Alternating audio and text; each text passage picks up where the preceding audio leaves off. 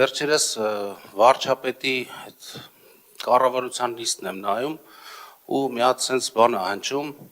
այդ խանութի մասին։ Չգիտեմ խանութը ումն է, ով է տերը,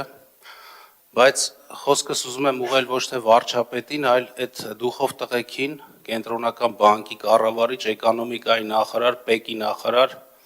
նախագահ եւ ֆինանսների նախարարին։ Տղեկ, դուք այդ գերազանցիկի սինդրոմը եփեք ոնց որ հաղթահարելու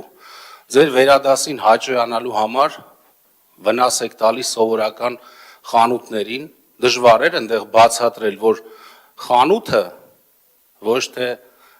պետությանն է խաբել, այլ ընդհանրապես գոյություն ունի տարբերություն կանխիկ վճարելու եւ քարտով։ Այդ տարբերությունը, որ ասել են, դա ընդհանրապես բանկային կոմիսիայի մասին էր, որը մինչև 2.5% է։ Սա ասեմ այս հարցով մեջները դուք գտեք ու ծառայեք ժողովրդին, ոչ թե ծառայեք ձեր էգոներին կամ ձեր վերադասին։ Ինչ վերաբերվում է առաջարկին։ Ուրեմն մենք ունենք մի քանի սուպերմարկետներ, որոնք սպասարկում են մի քանի ընտանիքների համար եւ գնալով մեծանում են։ Տեսեք, Աննա Հակոբյանը ասում է բոյկոտեք ուտուտ սուպերմարկետին, շարունակությունը ասեմ, նաև Ծիրանն է նույն մարդունը, եթե չգիտեն բնակչությունը, բոյկոտելուց բոյկոտեք, բայց ես միշտ դեմ եմ եղել բոյկոտելուն, ավելի շատ կոնստրուկտիվ առաջարկ եմ ուզում անեմ։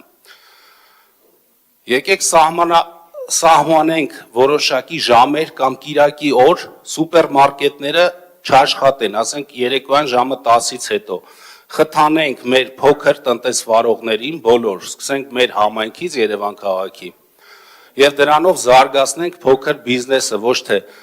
ասենք մի ձև քթեք, գնացեք փագեք։ Այդ մի ձևը մի հատ էլ լսել էինք մեր ձևով, ախր դուք այդ մեր ձևովին ասում եք դա քրյացին արտահայտություն է, բայց դուք ասում եք մի ձև քթեք, այդ խանութը փագեք։ Ուրեմն խնդրում եւ պահանջում եմ, ժողովրդավար եղեք, ոնց ասել եք, եւ հետեւեք ձեր սկզբունքներին։ Այսօր այսքանը։